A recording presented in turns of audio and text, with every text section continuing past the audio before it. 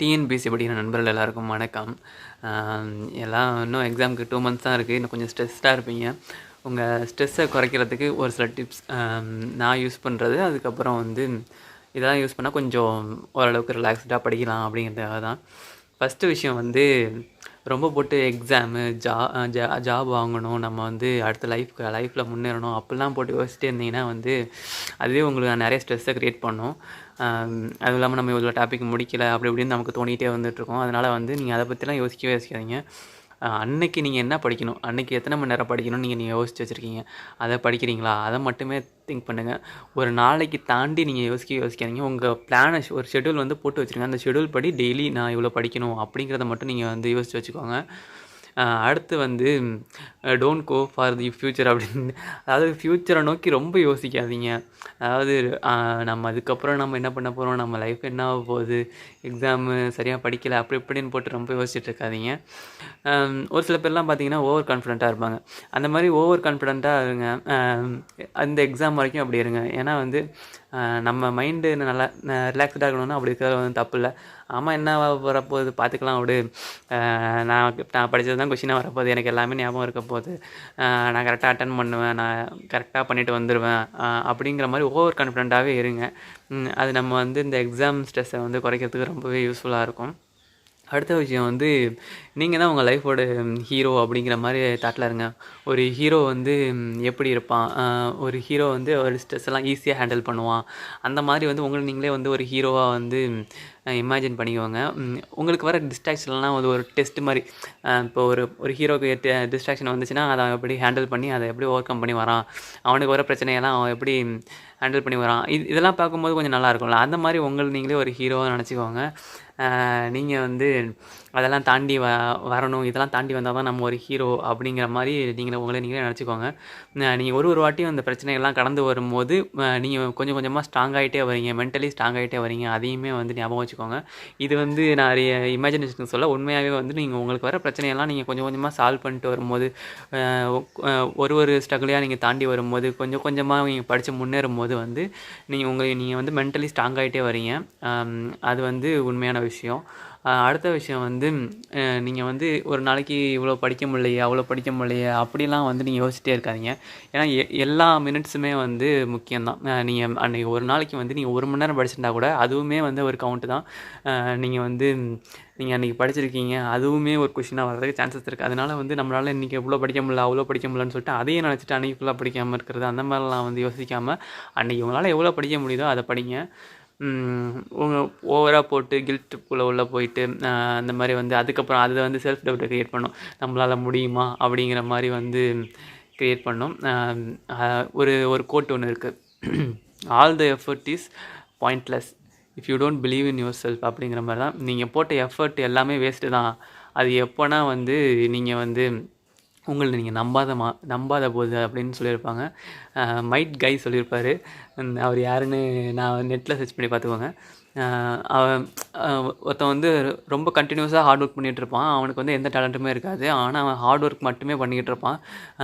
ஒரு வாட்டியும் தோற்றுக்கிட்டே இருப்பான். அவன் அவங்க டீச்சர்கிட்ட அழுதுகிட்டே கேட்பான், நான் பண்ணுற ஹார்ட் ஒர்க் எல்லாமே வேஸ்ட்டு மாதிரி தெரியுது, எல்லாமே பாயிண்ட்லெஸ்ஸாக தெரியுது எனக்கு அப்படிங்கிற மாதிரி சொல்லுவான். ஆமாம், அது பாயிண்ட்லெஸ் தான், நீ உன்னை நம்பாத வரைக்கும் அது பாயிண்ட்லெஸ் அப்படிங்கிற மாதிரி சொல்லுவார். அவன் ஒரு நாள் பெரிய இடம் வந்துடுவான்னு வச்சுக்கோங்க. அந்த மாதிரி தான் நீங்கள் போடுற எஃபர்ட் எல்லாமே பாயிண்ட்லெஸ் மாதிரி தெரியும். அந்த டைமுக்கு இதெல்லாம் வருமா, நம்ம இதெல்லாம் படிச்சுட்ருக்கோமே, அதை படிக்கிறோமே அப்படிங்கிற மாதிரி நிறைய தாட்ஸ்லாம் வரும். நீங்கள் போடுற எஃபர்ட் எல்லாமே கண்டிப்பாக உங்களை ஜாபை நோக்கி ஒரு ஸ்டெப் முன்னாடி கொண்டு போயிட்டுருக்கு. அதை மட்டும் மறந்துடாதீங்க. அப்புறம் இன்னொரு விஷயம் நம்ம எல்லாமே மனுஷங்க தான், அதை முதல்ல ஞாபகம் வச்சுக்கோங்க. ஒரு சில நேரம் நம்மள அறியாமலே நம்ம டிஸ்ட்ராக்ட் ஆகிட்டாலோ, இல்லை நம்மளால் படிக்க முடியலனாலோ, இல்லை கொஞ்சம் எக்ஸ்ட்ரா தூங்கிட்டாலோ, அதனால் உங்களை நீங்களே ரொம்ப போட்டு திட்டிக்கிறது, ரொம்ப கில்ட் ஆகிக்கிறது, அந்த மாதிரி விஷயங்கள்லாம் பண்ணாதீங்க. நம்மளும் மனுஷங்க தான். ஒரு வாட்டியும் நம்ம தப்பு பண்ணும்போதும் அதை கொஞ்சம் கொஞ்சமாக இம்ப்ரூவ் பண்ணி முன்னேறதுக்கான வழியை மட்டும் பாருங்கள். முடிஞ்ச அளவுக்கு டிஸ்ட்ராக்ஷனை அவாய்ட் பண்ணிவிட்டு நீங்கள் முன்னாடி போகிறத மட்டும் யோசிங்க. நம்ம அந்த தப்பு பண்ணிட்டோம், இந்த மிஸ்டேக் பண்ணிட்டோம், முன்னாடியே அது பண்ணியிருக்கலாம், இது பண்ணியிருக்கணும், நம்ம இனிமேல் வந்து இதை பண்ண முடியாது. அந்த மாதிரி வந்து நிறைய தாட்ஸ்லாம் வந்து மண்டைக்குள்ளே போட்டு குழப்பிக்காதீங்க. முடிஞ்ச அளவுக்கு வந்து உங்களால் இப்போ என்ன பண்ண முடியும் அதை மட்டும் யோசித்து அதை மட்டும் பண்ணுங்கள். இதுவே உங்களை வெற்றி பக்கத்தில் கொண்டு போகும். நீங்கள் அனாவசியமாக யோசித்து அது மூலியமாக படிக்காமல் இருந்தீங்கன்னா அதுதான் உங்களை வந்து பின்னாடி இழுக்கும். பார்த்திங்கன்னா இது ஒரு லூப் மாதிரி நடந்துகிட்ருக்கோம். நம்ம படிக்காமல் இருப்போம், அதனால வர கில்ட் ட்ரிப்னால மறுபடியும் ஸ்ட்ரெஸ் ஆகி அன்றைக்கி படிக்காமல் இருப்போம். இதுவே வந்து படிக்காமல் இருக்கிறது மறுபடியும் கில்ட் ஆகும், மறுபடியும் அது ஒரு ஸ்ட்ரெஸ், ஒரு லூப் மாதிரி போயிட்டுருக்கோம். அதனால் வந்து என்னோடய டாப் மோஸ்ட் பாயிண்ட் என்னென்னா, இதில் வந்து நீங்கள் அன்னைக்கு படிக்கிறத மட்டும் யோசிங்க. அன்னைக்கு எவ்வளோ படிக்கிறோம், அன்னைக்கு நம்ம என்ன படித்தோம் அப்படிங்கிறத மட்டும் யோசிங்க. அதுக்கு அடுத்த நாள் நம்ம எவ்வளோ படிக்க போகிறோம், இதுக்கப்புறம் நம்ம எவ்வளோ படிக்கணுமே அப்படிலாம் யோசிச்சுட்டே இருக்காதீங்க. இன்றைக்கி உள்ள டாபிக்ஸை நம்ம முடித்தோமா, இன்றைக்கி நம்ம பிளான் பண்ணி வச்ச டாபிக்ஸை முடித்தோமா, இல்லை அட்லீஸ்ட் அதில் 80% முடித்தோமா, அந்த அளவுக்கு யோசிக்கவங்க. இதுதான் வந்து என்னோடய ஒரு ஸ்ட்ரெஸ் மேனேஜ்மெண்ட் டிப்னு நான் சொல்லுவேன். இதில் எக்ஸ்ட்ரா ஒன்று சொல்லணுன்னா வந்து காலைல 5 மணிலேருந்து சாயந்தரம் 5 மணி வரைக்கும் மொபைல் தொடாதீங்க. அதாவது நீங்கள் எந்திரிச்சதுலேருந்து சாயந்தரம் 5 மணி வரைக்கும் வந்து ஒரு 12 ஹவர்ஸ்க்கு வந்து மொபைலை தொடாதீங்க. அதுவே உங்களுக்கு டிஸ்ட்ராக்ஷன் இல்லாமல் வந்து ஒரு ஃப்ளோவில் படிக்க வைக்கும். அப்படி இருந்தாலே வந்து நீங்கள் கில்ட் இல்லாமலே இருப்பீங்க. மோஸ்ட் ஆஃப் த ஸ்ட்ரெஸ்ஸுக்கு காரணம் அந்த கில்ட்டாக தான் இருக்கும். நம்ம அப்போ பண்ணாமல் விட்டுட்டோம், இதை படிக்காமல் விட்டுட்டோம், அந்த மாதிரிலாம் இருக்கும். அதனால் வந்து நீங்கள் அந்த 5 to 5 வந்து மொபைல் எடுக்காமல் இருங்க. அதுவே வந்து கொஞ்சம் பிரச்சனைகளை தள்ளி வச்சிரும். எல்லா பிரச்சனைக்கும் இந்த பரணி பயந்தாங்க காரணங்கிற மாதிரி இந்த மொபைல் தான் முக்கால்வாசி பிரச்சனைக்கு காரணமாக இருக்கும். அதனால் வந்து முடிஞ்ச அளவுக்கு மொபைல் அவாய்ட் பண்ணிவிட்டு நல்லா படிங்க. எதுக்கும் நீங்கள் உங்களை செல்ஃப் டவுட் பண்ணிக்காதீங்க. ஏன்னா எல்லாருக்குமே இந்த தாட் வரும் தான். ஜெயித்தவங்களுக்கும் இந்த தாட்லாம் வரும் தான். நான் வேலைக்கு போனவங்கள்ட்டலாம் கூட கேட்டிருக்கேன். அவங்களாம் வந்து நான் பயங்கரமாக புலம்புவேன்ப்பா, ஆனால் வந்து கவுன்சிலிங் அட்டன் பண்ணதுக்கப்புறம் தான் எனக்கே கொஞ்சம் வந்து இதாகிடுச்சு, அதுக்கப்புறம் அந்த மாதிரிலாம் சொல்லியிருக்காங்க. என்னை நிறைய பேர் வந்து படிக்க சொன்னவங்களே வந்து அப்படிலாம் சொல்லியிருக்காங்க. ஓகே, உங்களுக்கு புரிஞ்சிருக்கும்னு நினைக்கிறேன். ஓவரால் நீங்கள் நீங்களே போட்டு திங்க் பண்ணிக்காதீங்க.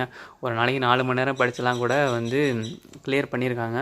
நீங்கள் அதனால் வந்து இவ்வளோ நேரம் படிக்க முடியலையே, இவ்வளோ படிக்கணுமே, இதுக்கு முன்னாடி ரொம்ப நாள் முன்னாடி படித்து ஏதாச்சும் ரிவிஷன் பண்ணணுமே, அந்த மாதிரிலாம் யோசிச்சிட்டே இருக்காதீங்க. உங்களால் என்ன முடியுமோ அதை மட்டும் இந்த 2 மாதம் பண்ணுங்கள். கண்டிப்பாக உங்களால் கிளியர் பண்ண முடியும். All the best.